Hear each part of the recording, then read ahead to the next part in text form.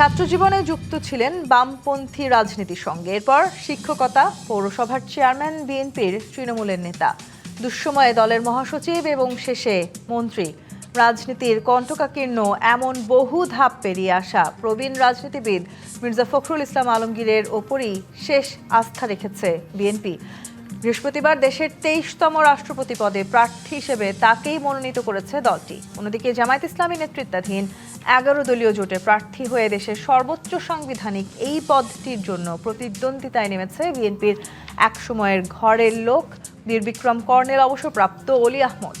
এর মধ্য দিয়ে প্রায় ৩৫ বছর পর রাষ্ট্রপতি নির্বাচনে আবারও ভোটের লড়াই দেখার অপেক্ষায় বাংলাদেশ।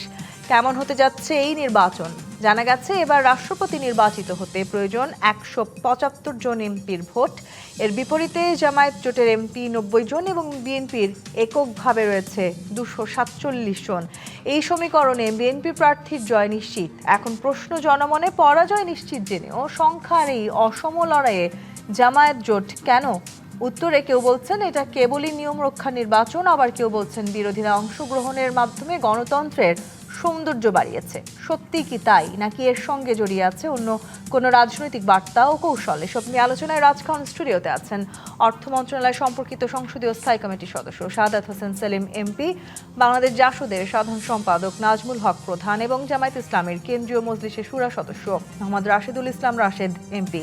স্বাগত জানাচ্ছি আজকের রাজকাহনে। মোহাম্মদ রাশেদুল ইসলাম রাশেদ, রাষ্ট্রপতি নির্বাচন, দীর্ঘ ৩৫ বছর পর রাষ্ট্রপতি পদে ভোট হতে যাচ্ছে। যেই ভোটে 11 দলীয় জোট এবং বিএনপি উভয়ই তাদের মনোনীত প্রার্থীর নাম ঘোষণা করেছে ইতিমধ্যে, এবং 11 দলীয় জোট বিশেষ করে জামায়াত এবং এনসিপি যাদেরকে আসলে এই দুটো নাম বারবার উঠছে, যাকে আসলে নির্বাচনের জন্য মনোনীত করেছেন তিনি একজন মুক্তিযোদ্ধা। এটা সবচেয়ে বেশি সমালোচিত হয়েছে, মানে জামায়াতে ইসলামের মনোনীত প্রার্থী তিনি মুক্তিযোদ্ধা। এটা কি আসলে জামায়াত ইসলামের এক ধরনের কৌশল? মানে মুক্তিযুদ্ধ নিয়ে আসলে আপনাদের যে ধরনের আলোচনা বা সমালোচনা শুনতে হচ্ছে, যে ধরনের আপনাদের ইমেজ আছে, সেখান থেকে বেরিয়ে আসার জন্য কর্নেল অলিকে এই মনোনয়ন দেওয়া জামায়াতের রাষ্ট্রপতি নির্বাচনের ক্ষেত্রে একটি বড় কৌশল কিনা? দেখুন তন্নি, আপনি যেটি বলেছেন যে জামাতের জন্য এটি সমালোচনার, মানে বাংলাদেশ তো এখান থেকে বের হতে চাচ্ছে। বাংলাদেশ তো এই ট্যাবুগুলো যেগুলো আছে আর কি প্রতিষ্ঠিত, এগুলো থেকে বের হতে চাচ্ছে আর কি। এখানে হঠাৎ করে এই আলোচনাটাই আমার কাছে অবান্তর মনে হয় বা অযৌক্তিক মনে হয় যে উনি মুক্তিযোদ্ধা হিসেবে তাকে সামনে রাখা হয়েছে। বিষয়টি এরকম নয়। একজন ব্যক্তি যদি রাষ্ট্রপতির মতো জায়গায় প্রার্থী হতে হয় বা তাকে সিলেক্ট করতে হয়, তাহলে তো এরকম একজন সজ্জন, গ্রহণযোগ্য, যোগ্যতম ব্যক্তিকেই বেছে নেওয়া উচিত যিনি সকল মহলের কাছে গ্রহণযোগ্য হবেন। দেখুন যে ডক্টর কর্নেল অলি আহমদ বীর বিক্রম তিনি রাজনীতিবিদদের কাছেও সমাদৃত, সিভিল সোসাইটির কাছে। যদি তার শিক্ষাগত যোগ্যতার দিকে তাকান সেখানেও আপনি পাবেন যে অর্থাৎ শিক্ষাবিদদের কাছেও তিনি প্রিয় হবেন। মানে ওভারঅল তিনি কিন্তু সামগ্রিকভাবে, ইভেন তিনি একটা গুরুত্বপূর্ণ দিক হচ্ছে যে তিনি সামরিক কর্মকর্তা ছিলেন আর কি, এবং সামরিক কর্মকর্তা যাতা না, কিন্তু তিনি খুব উচ্চ পর্যায়ের একজন কর্মকর্তাও কিন্তু ছিলেন আর কি। হ্যাঁ, তার একটা বড় অবদান হচ্ছে বা তার রাজনীতি আসার পিছনে যে মূল বিষয়টি সেটি হচ্ছে যে তিনি মুক্তিযুদ্ধে অনন্য অবদান রেখেছেন এবং তিনি দীর্ঘদিন আবার বিএনপির রাজনীতির সাথে জড়িত ছিলেন। হ্যাঁ, এখানে আমি মনে করি না যে তার মুক্তিযোদ্ধা ইস্যু এখন জামাতের সাথে তিনি জোট করেছেন, জামাত বা জামাত জোট তাকে প্রার্থী করেছেন, এটি নিয়ে কোনো বিতর্কের সুযোগ নেই আর কি। আমার কাছে মনে হয় কি যে একজন গ্রহণযোগ্য ব্যক্তিকে জামাত বা জামাত জোট বাছাই করতে পেরেছে, প্রস্তাব দিতে পেরেছে, এটি খুবই গুরুত্বপূর্ণ। এই যে গ্রহণযোগ্য ব্যক্তির কথা বলছেন বা আপনি বলছিলেন যে সামগ্রিক দিক বিবেচনায় আসলে আপনারা এই রাষ্ট্রপতি পদে নির্বাচনের জন্য একজনকে মনোনীত করেছেন, সেই জায়গাটাতে একটু জানতে চাই। যেটি বলছিলাম যে ৩৫ বছর পর আসলে এই রাষ্ট্রপতি পদে ভোট হবে এবং আপনারা আসলে ৭০ অনুচ্ছেদের যেই ধরনের সংশোধন চেয়েছিলেন সেই সংশোধন না হয়ে এবারে কিন্তু পুরনো নিয়মে এই রাষ্ট্রপতি পদে ভোট হবে। সেটি নিয়ে আসলে জামায়াত ইসলামের কোনো বক্তব্য আছে কিনা? মানে আপনারা বুঝতেই পারছেন যে আগামী নির্বাচনে কে রাষ্ট্রপতি হতে যাচ্ছেন, এটা একেবারে মানে খুবই সুস্পষ্ট। এরপরেও এই প্রার্থীর মনোনয়নটা আসলে নিছক মানে কি কারণে আসলে? হ্যাঁ, দেখুন এর মাঝখানে একটু চুটকি টাইপের একটু বলি, দুঃখজনক একটা চুটকি। সেটি হচ্ছে যে আজকে কয়েকটি পত্রিকায় নিউজ করেছে যে বিএনপির স্থায়ী কমিটিতে সিদ্ধান্ত হয়েছে রাষ্ট্রপতিকে, আগামী রাষ্ট্রপতিকে। মানে এটা কি পত্রিকার দুর্বলতা নাকি নিউজ করা হয়েছে এরকম করে ইচ্ছাকৃতভাবে অথবা চাপিয়ে দেওয়া হয়েছে আমি জানি না। মানে এটা চাপাই দেওয়ার আসলে কিছু নাই, মানে এটা যে পদ্ধতি না, সেই তাই বলে এটা আপনি পদ্ধতি বলবেন হলে তো এটা না, মানে না, কেন খুবই স্বাভাবিক। আপনি এটা বলবেন এরপরেও? অন্য কারো হওয়ার তাহলে সুযোগও তো আপনার নাই। ইলেকশন কমিশনকে রাখার কি দরকার? তাহলে আপনি এত তফসিল কেন, ডেট কেন, 20 তারিখে ভোট মানে হবে? যে ফলাফলটা সবাই বুঝতেই না, পারছেন। না, তাই বলে আপনি এভাবে বলবেন যে বিএনপির স্থায়ী কমিটিতে সিদ্ধান্ত হয়ে গেছে, রাষ্ট্রপতি অমুক প্রার্থিতা সিদ্ধান্ত হয়ে গেছে, প্রার্থিতা মনোনয়ন হয়েছে, তো এটা তো একটা সৌজন্যতা বোধের খাতিরেও তো আপনাকে মেনে নিতে হবে আর কি, না তা না হলে তো আপনি জায়গায় নাই আর কি। আর আপনি যেমনটি বলছিলেন আর কি যে 70 অনুচ্ছেদ, এটি আমি মনে করি যে বাংলাদেশে আমরা গণতান্ত্রিক যে ট্র্যাক, সেই ট্র্যাকে উঠতে পেরেছি, এটা একটা আমাদের অন্যতম জায়গা, বিশেষ করে 12 ফেব্রুয়ারি যে ভোটটি হয়েছে সেখানে আর কি। তো সেই ভোটের মাধ্যমে আমরা গণতান্ত্রিক ধারাকে সুসংহত করতে চাচ্ছি, এবং বিশেষ করে এখানে গণভোট বা জুলাই সনদের মাধ্যমে আমরা সেটিকে মজবুত প্রাতিষ্ঠানিক রূপ দিতে চাচ্ছি আর কি।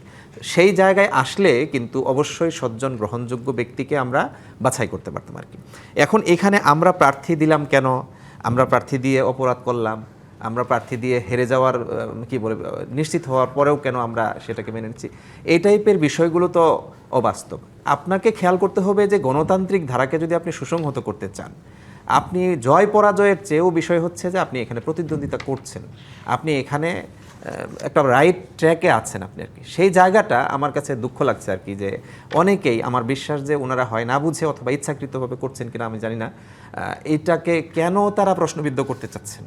35 বছর পর হয়েছে, এটিকে সাধুবাদ জানানোর কথা সবাই, সেটা না করে আবার এখন আমার কাছে মনে হচ্ছে যে এটা আরো প্রশ্নবিদ্ধ করার জন্য তারা চেষ্টা চালাচ্ছে। বেশ কিছু বিষয় নিয়ে আসলে প্রশ্নবিদ্ধ করার এক ধরনের যে প্রচেষ্টার কথা আপনি বলছেন, সেটি হচ্ছে নাজমুল হক প্রধান মানে নিয়ম রক্ষার নির্বাচন কিনা, এই প্রশ্নটা হয়তো সবচেয়ে বেশি শুনতে হচ্ছে এই রাষ্ট্রপতি নির্বাচনের ক্ষেত্রে। যদি সত্যিকার অর্থে শুধুই নিয়ম রক্ষার নির্বাচন হয়, মানে যেটি শুরুতেই বলছিলাম যে প্রায় না আসলেই নিশ্চিত কে হতে যাচ্ছেন বাংলাদেশের পরবর্তী রাষ্ট্রপতি, এরপরে যেই নির্বাচনটি আসলে আমরা আয়োজন করলাম, যেই কথা মোহাম্মদ রাশিদুল ইসলাম বললেন যে এই পুরো একটা নির্বাচন কমিশন কাজ করছে, সংসদে একটা আলাদা আয়োজন আছে পুরো এই নির্বাচনকে কেন্দ্র করে, এগুলোর কি আসলেই দরকার ছিল? অবশ্যই দরকার তো অবশ্যই ছিল। একটা বিষয় খুব খোলাসা করে বলা ভালো, আমরা আসলে মানসিকতায় আমরা ডেমোক্রেটিক আচরণ করি বলি, কিন্তু মানসিকতায় ডেমোক্রেটিক হই না। কেন হই না? এই যে ধরেন যে এই যে নির্বাচনটা, রাষ্ট্রপতি নির্বাচন, হ্যাঁ জনসংখ্যা কম থাকতে পারে, তারপর দাঁড়াচ্ছে, এটাই হওয়া উচিত এই কারণে। তাছাড়া জামাত বিএনপি দীর্ঘদিন একই সঙ্গে একই ধরনের রাজনীতি করছে, একই ধরনের সামগ্রিক বিষয়ে। তখন ক্ষমতায় পতিত সরকার যেটা ছিল সেটা ছিল। তার ফলে আজকে জামাত যদি তার রাজনীতিটাকে যদি জনসমক্ষে হাজির করতে চায়, জামাতকে অবশ্যই তার ডিফারেন্সও করতে হবে। আমি মনে করি এখানে জামাত প্রার্থী দেওয়ার ক্ষেত্রে কোনো কী বলা যায়, মানে অসৌজন্যমূলক কিছু করেনি। জাস্টিফাইডলি তারা একটা প্রার্থী সিলেক্ট করেছে, সেই প্রার্থী ভোটে জিতবে কি জিতবে সেটা পরের বিষয়। কিন্তু জামাত এখানটা তার রাজনৈতিক যে লাইন, সেই লাইনটা জামাত জনসমক্ষে প্রকাশ করতে পেরেছে প্রার্থী দিয়ে 11 দল, হ্যাঁ আরো দল আছে। এটিকে কি আপনিও আসলে কোনো না কোনো ভাবে এক ধরনের কৌশল হিসেবে দেখেছেন? না, কৌশল তো রাজনৈতিক কৌশল তো আছেই। জামাত, আমি তো বললাম, জামাত তো নিজেরা ইন্ডিপেন্ডেন্টলি দাঁড়াতে চাচ্ছে। জামাত তো বহুদিন বিএনপির সঙ্গে জড়াজড়ি করেছিল, বহুদিন, অসংখ্য দিন, তাই না? তো জামাত এবারই একটা সুযোগ পেয়েছে, সেই সুযোগটা কাজে লাগাতে জামাতের তার চেহারাটা আরও নির্দিষ্ট করে জনসম্মুখে তুলে ধরতে যাচ্ছে। সেই কারণেই তারা প্রার্থী, তারা জানে প্রার্থী হেরে যাবে, কিন্তু তারপরেও তারা এই সংসদীয় রাজনীতির এই যে ধারা, এই নিয়মটা, এই নিয়ম মতোই তারা সেই প্রার্থীটা দিয়েছে। এটা পৃথিবীর বহু দেশে হয়, সব দেশেই হয়, তাই না? প্রেসিডেন্ট ক্ষেত্রে ছোট দল হলেও বিরোধী দল থাকলে তারাও প্রার্থী দেবে, এটি স্বাভাবিক। এক্ষেত্রে অন্যায় কিছু নেই। বিষয়টা হচ্ছে যে আমি একটা বিষয় মনে করি, সেটা হচ্ছে যে আমাদের বলার ক্ষেত্রে, হ্যাঁ বলার ক্ষেত্রে তো ভোট হওয়ার আগে পর্যন্ত, এখন সমাত্র মনোনয়ন পেয়েছেন, ভোট হওয়ার আগে পর্যন্ত উনি হয়ে গেছেন প্রেসিডেন্ট, তাই না? এইভাবে পত্রিকায় প্রকাশিত খবর প্রকাশ করাটা জাস্টিফাইড না। এমনি মির্জা ফখরুল, আমি খুব সজ্জন ব্যক্তি, আমি যখন দিনাজপুর গভর্নমেন্ট কলেজে পড়ি, উনি তখন লেকচারার হিসেবে জয়েন করলেন, ইকোনমিক্সের লেকচারে জয়েন করলেন। উনি শুধু লেখাপড়াই না, আমি দেখতাম উনি দিনাজপুর গভর্নমেন্ট কলেজে ক্রিকেট সংগঠিত করার জন্য, কালচার, মানে সামগ্রিক কাজে উনি থাকতেন, নট অনলি শিক্ষকতা। উনি অনেকগুলি দায়িত্ব পালন করেছেন। আপনারা জানেন কিনা জানি না, উনি গভর্নমেন্ট কলেজের শিক্ষক থাকা অবস্থায় আমার জানা মতো উনি এসএবারি এটির পিএসের দায়িত্ব পালন করেছেন। আর এমনি একটা রিনাউন্ড ফ্যামিলির লোক উনি। ওনার পরিজন আমাদের প্র্যাকটিক্যালি ওনাদের আদিবাড়ি ঠাকুরগাঁও আলাদা জেলা হলো, আদিবাড়ি কিন্তু পঞ্চগড়ের মির্জাপুর আর কি। মির্জাপুর এমনি খুব স্বনামে খ্যাত জায়গা। তার ফলে সেই জায়গার থেকে আমাদের তো একটু অহংকারিত হয়তো, তাই না, যে আমাদের এলাকার একজন সজ্জন ব্যক্তি প্রার্থী হয়েছেন প্রেসিডেন্ট হিসাবে। আমরা অবশ্যই শুভকামনা জানাই। এবং আমরা মনে করি যে উনি যদি প্রেসিডেন্ট হন উনি দায়িত্ব যথাযোগ্য মর্যাদার সঙ্গে দায়িত্ব পালন করতে পারবেন এবং এই পদটা ওনার পাওয়ার বিএনপিকে যেভাবে উনি এই বয়সেও শারীরিক অসুবিধা নিয়ে অসুস্থতা নিয়ে যেভাবে উনি এই ক্রাইসিসটাকে ফেস করেছেন সেই হিসেবে তার আমি মনে নিশ্চয়ই, এবং করি একটা দল লম্বা তাকে- সময় আসলে তিনি যেভাবে বিএনপিকে আগলে রেখেছেন, অবশ্যই অবশ্যই মানে অবশ্যই সেটি বাংলাদেশের রাজনৈতিক ইতিহাসেও আসলে একটা অন্যরকম দৃষ্টান্ত হয়ে থাকবে। সাদাত হোসেন সেলিম, আপনার কাছে আসি। ৭০ অনুচ্ছেদ নিয়ে বিরোধী রাজনৈতিক দলের সাথে আপনাদের একটা বড় মতভেদ রয়েছে। এই রাষ্ট্রপতি নির্বাচনকে কেন্দ্র করে বিরোধী রাজনৈতিক দল চেয়েছিল এবারই অন্তত সেই সংশোধনটি আসুক এবং তারপরেই নির্বাচনটা হোক। বিএনপির যদিও শুরু থেকে এখানে নোট অফ ডিসেন্ট ছিল, যদিও মির্জা ফখরুল ইসলাম আলমগীর রাষ্ট্রপতি নির্বাচন হচ্ছে সেটি নিয়ে হয়তো আর নতুন করে কোনো তর্ক বিতর্ক বা নতুন করে আসলে না বলার কোনো সুযোগ নাই। এরপরেও আসলে সত্যি এই নির্বাচনটা আয়োজন করার কতখানি দরকার ছিল, নাকি আসলে বিরোধী রাজনৈতিক দলের সেই সংশোধনটা হয়েও নির্বাচনটা হওয়ার সুযোগ ছিল? না, ধন্যবাদ আপনাকে, ধন্যবাদ সহ আলোচক সহ দর্শকদেরকে। সংবিধানের ৭০ অনুচ্ছেদ নিয়ে ঐক্যমত্য কমিশনে একটা ঐক্যমত্য প্রতিষ্ঠিত হয়েছে। মোটামুটি একটা দুটো বিষয় ছাড়া অন্যান্য বিষয়ে সংসদ সদস্যরা স্বাধীনভাবে তাদের মত প্রকাশ করতে পারবেন এবং ভোট দিতে পারবেন। সেটা সংবিধান সংশোধন হওয়ার পরে সংবিধানের একটা বড় ধরনের সংস্কার বা সংশোধন হবে এবং সেটা হয়তো আগামী সংসদে বা তারপরে সংসদে সেটা উপস্থাপন হবে, তখন সেটা আইনে পরিণত হলে সে ব্যাপারে। এখন বিদ্যমান আইনে রাষ্ট্রপতি নির্বাচন হচ্ছে। তো রাষ্ট্রপতি নির্বাচনটা এটা তো একটা অলংকারিক পদে নির্বাচন অনেক বছর পরে, মানে দ্বিতীয়বারের মতো হতে যাচ্ছে। 91 সালে একবার হয়েছে, আরেকবার এইবার এই প্রথম হবে আর কি।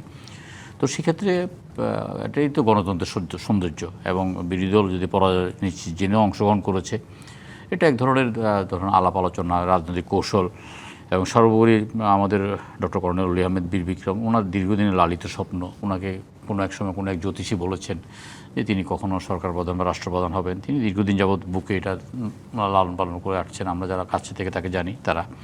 তো সেক্ষেত্রে অন্তত উনি নির্বাচনে অংশগ্রহণ করছেন, জামাত এটা সুযোগ দিয়েছেন, এবং উনিও বলতে পারবেন যে উনি পরাজিত রাষ্ট্রপতি। এতে বা কম কিসের, এটা আলাপ আলোচনার মধ্যে তো আছে নেই, এবং 20 তারিখ পর্যন্ত এটা আলাপ আলোচনা চলবে, পরবর্তীকালে আলোচনা চলবে। আসলে যে রাজনৈতিক সমালোচনা এই মুহূর্তে বিরোধী রাজনৈতিক দলগুলো করছে, মানে সংবিধানের ৭০ অনুচ্ছেদ অনুযায়ী দলের বাইরে গিয়ে তো ভোট দেওয়ার সুযোগ নাই, বা কেউ যদি আসলে দলের বাইরে গিয়ে ভোট দেয় তাহলে তার পদ বাতিল হবে, সেটা নিয়ে একটা বিস্তর আলোচনা আছে। মানে বিএনপির এই সময়টাতে দাঁড়িয়ে যখন আমরা গণতান্ত্রিক যাত্রা শুরু করলাম, তখন আসলে এই সংবিধানের অনুচ্ছেদ অনুযায়ী যখন এই নির্বাচনটা হয় তখন সেটা সাংঘর্ষিক কিনা? দেখুন, আসলে কোনো রাজনৈতিক দল তো আন্দোলন, মাহফুজুল ইসলাম না, বিএনপি একটা রাজনৈতিক দল। বিএনপি তার মনোনীত প্রার্থীকে প্রার্থী মনোনয়ন দেবেন, সেই প্রার্থীকে জাতীয় সংসদ সদস্য হিসেবে ভোট দেওয়াটা তো পবিত্র দায়িত্ব এবং কর্তব্য, এবং কেউ এটা বিরোধিতা করে ভোট দেবে না। রাজনীতিতে এত বালখিল্য কোনো আচরণ কেউ আশা করা উচিত না, বিশেষ বিরোধী দল হোক বা সুশীল সমাজ হোক। এখানে বিএনপির রাজনৈতিক দল তার মনোনীত প্রার্থীকে বিএনপি ভোট দেবে, সেখানে শক্তি অনুচ্ছেদ থাকলে বা কি না থাকলে বা কি, এটা একদম একটা ন্যূনতম রাজনীতি কক্ষ যিনি বুঝেন তিনি এটা বুঝেন। কিন্তু এখানে নির্বাচন হবে, 20 তারিখে ভোট দেবে, কে কত ভোট পাবে সেটাও সবাই জানে, কারণ এই বর্তমান সংবিধান অনুযায়ী আপনার দলের বিপক্ষে ভোট দেওয়ার কোনো অবকাশ নেই। আর আমার দলীয় আনুগত্য থাকলে এবং দল যদি একজনকে প্রার্থী মনোনয়ন করবে, আমি কী কারণে, এত বিপ্লবী হতে দরকার না, আমি কী কারণে দলের বিরোধিতা করব, করার তো কোনো কারণ নাই, কারণ এটা তো আমি তো দলের প্রতি আনুগত্যের একটা শপথ আবদ্ধ আমি। তো সুতরাং এখানে নির্বাচন হবে, রাষ্ট্রপতি নির্বাচনে আমরা সবাই ভোট দেব।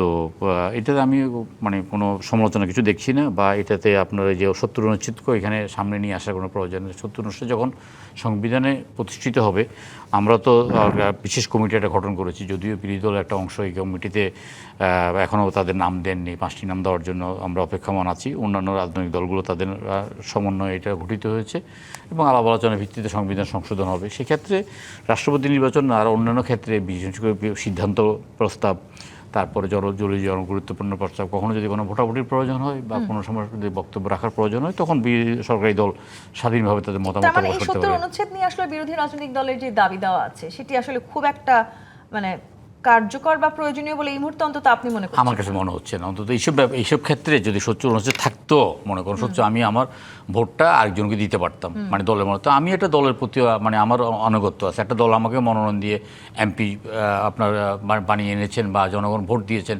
একটা দলের প্রতীকে, তো আমি কী কারণে সে দলের বিপক্ষে গিয়ে ভোট দেবো? এই তো এটা প্রশ্নটাই কারণটা আমি কি? রেখে একটা বিরতিতে যেতে চাই, মানে দলীয় আনুগত্য থাকলে কেউ যদি আসলে তার নিজের দলের যে মনোনীত প্রার্থীকেই ভোট দেয় তাহলে আসলে অসুবিধাটা কি, সেখানে কেন বিরোধী রাজনৈতিক দল একটা অসুবিধা দেখার চেষ্টা করছে? বিরতি নিয়ে ফিরে উত্তর নিব। জিপে ইস্পাত নিবেদিত রাজকাহন থেকে বিরতি নিয়ে ফিরছি, সাথেই থাকুন। আর একবার আমন্ত্রণ জিপে ইস্পাত নিবেদিত রাজকাহনে। মোহাম্মদ রাশেদুল ইসলাম রাশেদ, দলীয় আনুগত্য থাকলে ৭০ অনুচ্ছেদ মানতে অসুবিধা কি, যে প্রশ্নটা করলেন শাহাদাত হোসেন সেলিম, জামায়াত ইসলামী সরকারে থাকলেও কি ঠিক একই আচরণ করতো কিনা, মানে একই কথাই বলতো কিনা? দেখুন, এটা তো সেলিম ভাই যেটা বলেছেন সেটা তো একটা বাস্তব বিষয় আর কি, এবং এটাকে এড়ানোর সুযোগ নাই। ৭০ অনুচ্ছেদ মানে এই নয় যে দলীয় আনুগত্যের বাইরে কেউ চলে যাক, মানে এটি তো নয়।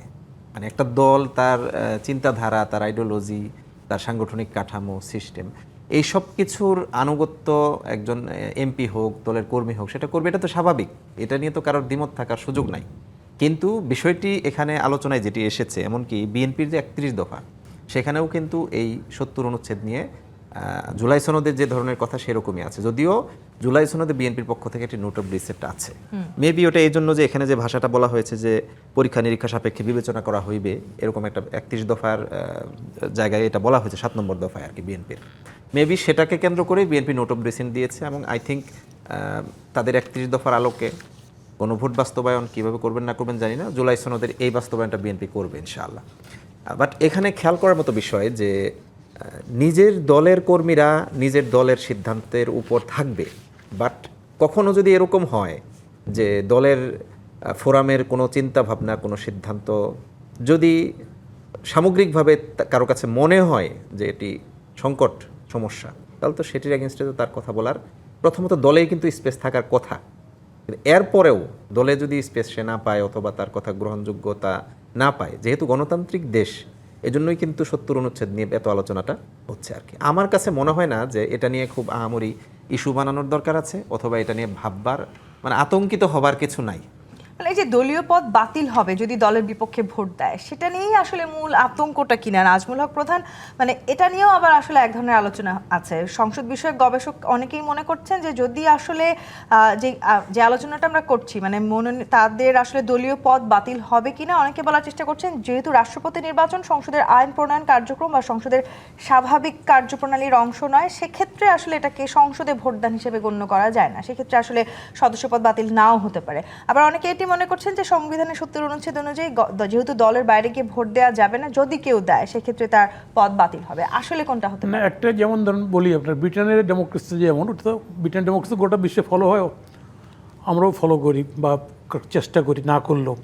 সেটা হচ্ছে যে পেয়ার বলে, পেয়ার যেমন ধরুন পার্লামেন্টে সরকারি দলে একটা বিল পাস হবে, সরকারি দলটা এমপি, বিরোধী দলের এমপি বলেই আজকে আমরা যাবো না, আমার এই কাজ আছে, আমি ভোট দেবো না, তো অবসেন্ট, দুজন অ্যাবসেন্ট হয়ে গেলো। এটা ইনফর্মিং স্পিকার্স, কথা বুঝছেন? আমি যেটা বলতে চাই এটা যে কেন এটা এখানে এই কথাটা আসছে বারবার। যেমন ধরেন এই যে বিগত সরকার ক্যাটাগরি গভর্নমেন্টে যে সংশোধনী করলো, তার একটা কমিটি হয়েছিল পার্লামেন্টে, সঞ্জিত বাবুরা ছিলেন সেই কমিটি কিন্তু সাজেস্ট করছিল ক্যাটাগরি গভর্নমেন্ট রাখার জন্য। আপনার দেখেন সেই স্বাধীনতাকে বাইপাস করে কিন্তু গভর্নমেন্ট, তাহলে এইটা যদি না থাকতো তাহলে কিন্তু সঞ্জিত বাবুর তার মতটা এক্সারসাইজ করার জন্য উনি কিন্তু অপোজিট ভোট দিতেন, কারণ উনি তার মতামত দিয়েছেন এখানটায়। সারদা চৌধুরীও সেই কমিটিতে ছিলেন। মানে ৭০ অনুচ্ছেদের কথাটা আসছে এই কারণে, এখন যদি সরকার বলে, বিএনপি গভর্নমেন্ট যদি বলে যে না আমাদের জুলাই সনদ মডেল কিছু নেই, এগুলো বাদ দেন, এগুলি সব কোনো আলোচনাই হবে না, তাহলে এই ভোটারটা যদি তার স্বাধীনতা পায় ৭০ অনুচ্ছেদ করার ভায়োলেট করে, তাই না, তাহলে সে তার ভোটটা দিতে পারে যে না এটা ঠিক না।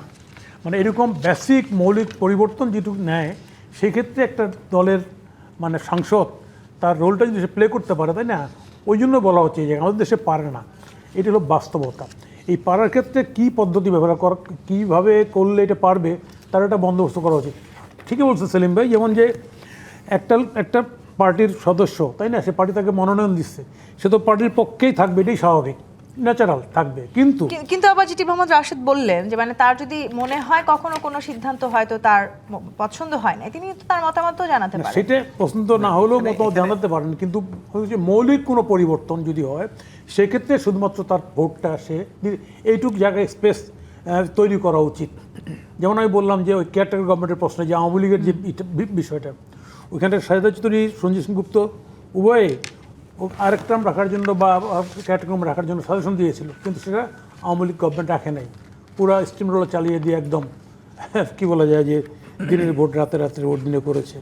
এই জন্য এটা থাকা উচিত। একটি বিষয় একটু বলার আছে আর কি। জি। এখানে কিন্তু যেটা নিয়ে বিতর্কটা এখন, যেটা নিয়ে আলোচনা, বিতর্ক না বললেও যদি আলোচনা বলি আর কি, যে ৭০ অনুচ্ছেদের মাধ্যমে আপনি মনে হয় ওটি ইঙ্গিত করেছেন যে রাষ্ট্রপতি নির্বাচনের ক্ষেত্রে ভোটদানের ব্যাপারে এই আলোচনাটা আছে কি না, এটা কিন্তু এখনো পর্যন্ত ক্লিয়ার হয় না, এবং এই জন্য কিন্তু আজকে একটা রিটও হয়েছে।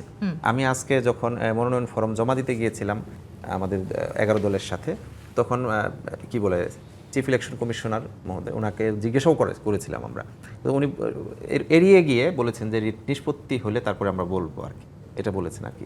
তার মানে এখানে কিন্তু একটা আলোচনার দাবি রাখে।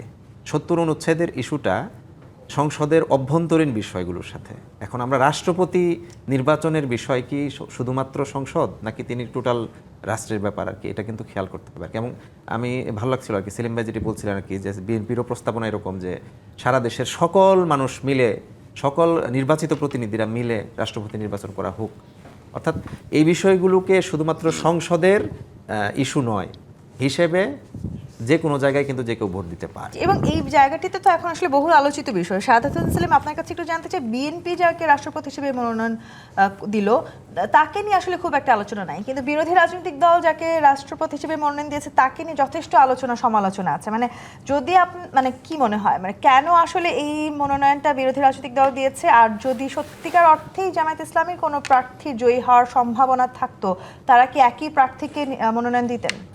না, এটা দুটো ব্যাপার। একটা হলো যে একটা নিরুত্তপ একটা নির্বাচনে একটা উত্তাপ সৃষ্টি হয়েছে, একটা আলাপ আলোচনা হচ্ছে এবং কর্নেল আহমদ একটু আলোচিত হচ্ছেন, এটা একটা ভালো দিক, খারাপ না। আর আপনার এটা গণতন্ত্রের সৌন্দর্য। এটা তো আমরা আমাদের দলের পক্ষ থেকে যাকে মনোনয়ন দিয়েছেন তিনি একটা বর্ণাঢ্য রাজনৈতিক ক্যারিয়ার, মানে ওনার ছাত্র জীবনে তিনি বাম সংগঠন করতেন, পরবর্তীকালে তিনি শিক্ষকতা করতেন, পরবর্তীকালে আমলা ছিলেন এবং পরে ইউনিয়ন পরিষদের আপনার পৌরসভার মেয়র, বিভিন্ন পর্যায়ে এসে আজকে এই পর্যায়ে এসেছেন। তো এটা মানে একটা ভালো মনোনয়ন হয়েছে, জাতির একজন নতুন অভিভাবক, তিনি যথেষ্ট আপনার সংস্কৃতি মনা এবং উদার গণতান্ত্রিক চর্চার একজন অন্যতম একটা দিক। এখন যে দুটো বিষয়, এটা হলো যে ৭০ অনুচ্ছেদের ব্যাপারটা, ৭০ অনুচ্ছেদের বিষয়ে আমরা ঐক্যমত্য কমিশনে আলোচনা করেছি, সেটা মানে 2 বা 4টা মৌলিক বিষয় ছাড়া অন্য বিষয়ে এমপিরা চাইলে আপনার বিপক্ষে ভোট দিতে পারে। অসংখ্য বিল আসবে ভবিষ্যতে, যে বিলের সাথে আমি একমত না হতে পারি, আমি না বললাম, ভোটদানের বিরুদ্ধে থাকলাম, তাতে আমার কোনো ইয়ে নেই।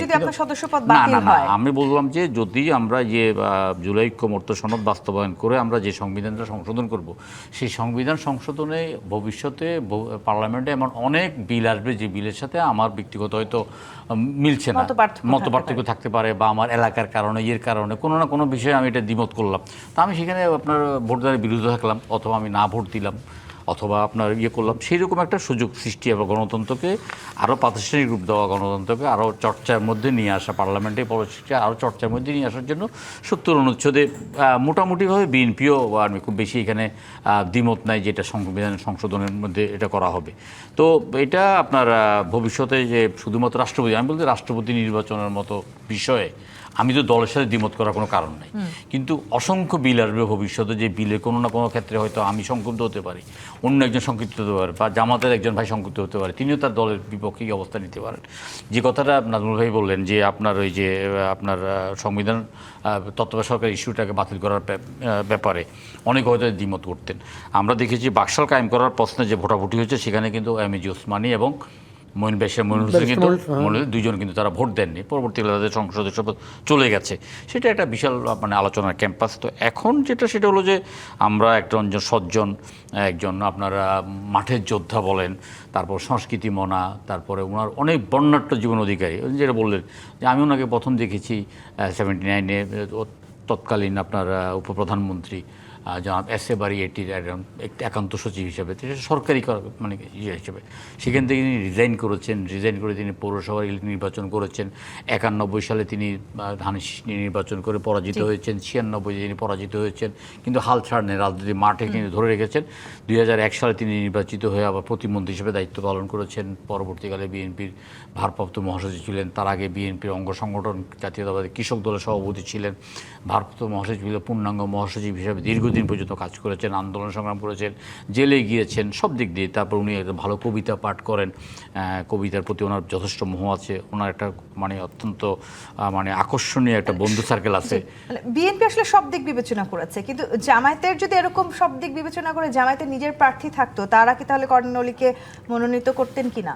না, জামাত তো প্রথমে বলেছেন যে তারা মানে ভোটের ইস্যু হিসেবে তারা বলেছেন যে তারা ভোটে অংশগ্রহণ করবে না। আর বিএনপি যদি, জামাত যদি আজকে এই অবস্থানে থাকতো, যেমন আমি বলি, জামাত যদি জিতে আসার মতো অবস্থানে থাকতো, তাইলে কিন্তু ইউনূস সরকারকে বাপ ডেকে 3 মাসের মধ্যে নির্বাচনটা করিয়ে নিত জামাত। এতটা সময় দিত না, মানে নির্বাচন প্রলম্বিত করার এতটা ইয়ে করতো না জামাত সেখানে।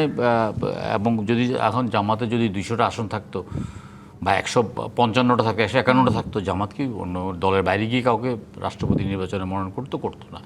এখন কর্নেল অলি সাহেব কি করেছেন, কর্নেল অলি সাহেবও খুশি, পরাজিত রাষ্ট্রপতি বলতে পারবেন, মানে একসময় রাষ্ট্রপতি অংশগ্রহণ করতেন, যেটা উনি করতেন। তার মানে আসলে জামাতের এক ধরনের কৌশল। আবার এর আগে যখন জামায়াত বিএনপি একসাথে ছিল, মানে জোটবদ্ধভাবে ছিল, সেই সময় যখন রাষ্ট্রপতি নির্বাচন হয়েছে, সেই নির্বাচনেও আসলে তারা বিএনপির প্রার্থীকে ভোট দিয়েছেন কিনা সেটা নিয়েও সংশয় আছে। যদি সেই নির্বাচনে জামায়াতের প্রার্থীরা তাকেই ভোট দিতেন, তিনি হয়তো আরো বেশি ভোটে জয়ী হতেন, সেই প্রশ্নও কিন্তু আছে। তার মানে জামায়াত আসলে সবসময় শুধু নিজেদের রাজনৈতিক-ভাবে যেই কৌশল সেখানেই থাকছে, আটকে থাকছে না। কিনা?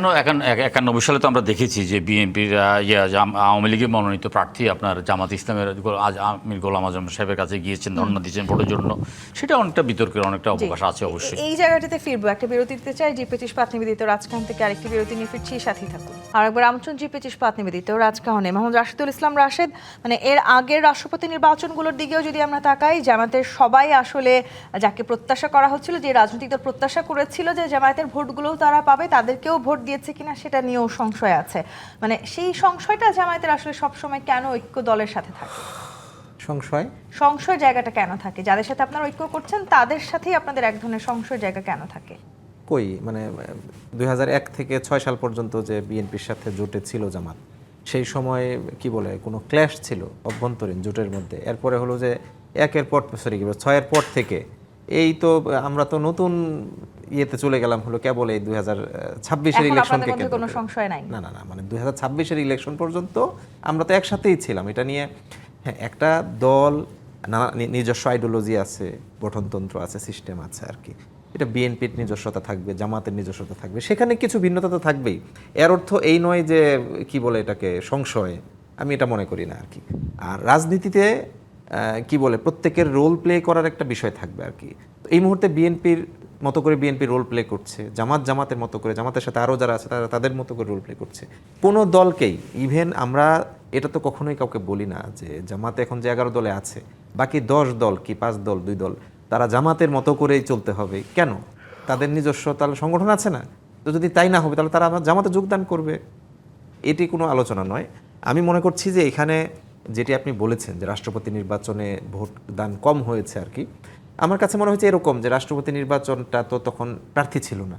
এখন আপনি ভোট যদি পুরোটা না দেন তাও তিনি পাস, মানে কি বলে ভোট ছাড়াই তো পাস হয়ে যাচ্ছে আর কি। তো সেই জায়গায় এটা হয়তো ওই সময় অত গুরুত্বপূর্ণ মনে হয়নি বলেই এটা দাঁড়িয়েছে। কিন্তু আলাদা করে জামাত ভোট দেয়নি, এটা কি আইডেন্টিফাইড হয়েছে আমার জানা নাই। সেটা নিয়ে একটা সংশয় আছে, মানে সংশয় থাকতে পারে, রাজনীতিক এখনো সেই সংশয় আইডেন্টিফাইড কিনা মানে যদি তিনি জামায়াতের সব ভোট পেতেন তাহলে তিনি আরো বেশি ভোট পেতেন। না, এখানে কি এটা কি জানতে পারছে কেউ যে ওই ভোটগুলো শুধুমাত্র জামাতের ভোটই ছিল যারা দেয়নি? এটা কি সেই সেবারও তো আসলে মানে স্বচ্ছ নির্বাচনই হয়েছে। সমালোচনা এটা তো আর কোনো ভোটগুলো তো আর সেবার ওখানে 330 জন সদস্যের ভোটের ব্যবস্থা ছিল, 264টি ভোট পড়ে এবং 66 জন সেবার ভোট দেন নাই। হ্যাঁ, তো এটা এর অর্থ কি ওই কয়েকটা জামাতের? এটা কিভাবে আপনি বুঝতে পারবেন আর কি? এখানে তো আলাদা করে বোঝার কোনো স্কোপ নাই। দেখেন, এইগুলো কোনো আমার কাছে মনে হয় না যে বিতর্কের বিষয় ইস্যু হতে পারে। আমার কাছে মনে হচ্ছে যে এই মুহূর্তে দেশের গণতান্ত্রিক ব্যবস্থাকে সুসংহত করার জন্য উভয় পক্ষ থেকে প্রার্থী দেওয়া হয়েছে। এটি আগামী দিনে প্রতিযোগিতাপূর্ণ হবে, প্রতিদ্বন্দ্বিতাপূর্ণ হবে এবং বিশেষ করে আমরা যে আলোচনাটা শুরুতে করেছিলাম আর কি, যে 70 অনুচ্ছেদ, এটি বাস্তবায়ন হলে আলটিমেটলি মানুষ বুঝতে পারবে। মানুষের মধ্যে অন্তত পক্ষে এই এটা থাকবে না যে এটা নিয়ে একটু কিছু অনেকেই আলোচনা করেন আর কি, যে ও কি হবে তাদের জানাই আছে, এই যে জানাই আছে এটা থাকবে না। এই জায়গাটাই আসি, নাজমুল হক প্রধান, মানে কি হবে তা তো জানাই আছে, যেটি আসলে বললেন মোহাম্মদ রাশিদুল ইসলাম রাশেদ। মানে কি হবে তা যদি আসলে জানাই থাকে তাহলে যে আয়োজনটা আমরা করছি এটাতে রাষ্ট্রের একটা বিশাল বড় অঙ্কের কিন্তু ব্যয় আছে। এই ব্যয়টা করার কি খুব একটা প্রয়োজন ছিল? শুনেন, একটা বিষয় পরিষ্কার করে বলি, জামাত বরাবরই এই জায়গায় ক্ষমতার সঙ্গে থেকে রাজনীতি করছে, ক্ষমতার সঙ্গে থেকে মানে পাকিস্তান আমল থেকে এবং সবসময়। জামাত ইন্ডিপেন্ডেন্ট হওয়ার চেষ্টা করছে 96-এর পরে, খেয়াল করুন কথাটা। 96 সালের পরে ইলেকশনে জামাত ইন্ডিপেন্ডেন্ট ইলেকশন করছে এবং ইনিমের চেষ্টা করছে, যেটাতে ওই যে বদরুল হাসান চৌধুরী বিচারপতিকে ওই যে গেছিলেন ওনার কাছে, তাই না, গোলামের সঙ্গে দেখা করতে প্রার্থী হওয়ার জন্য।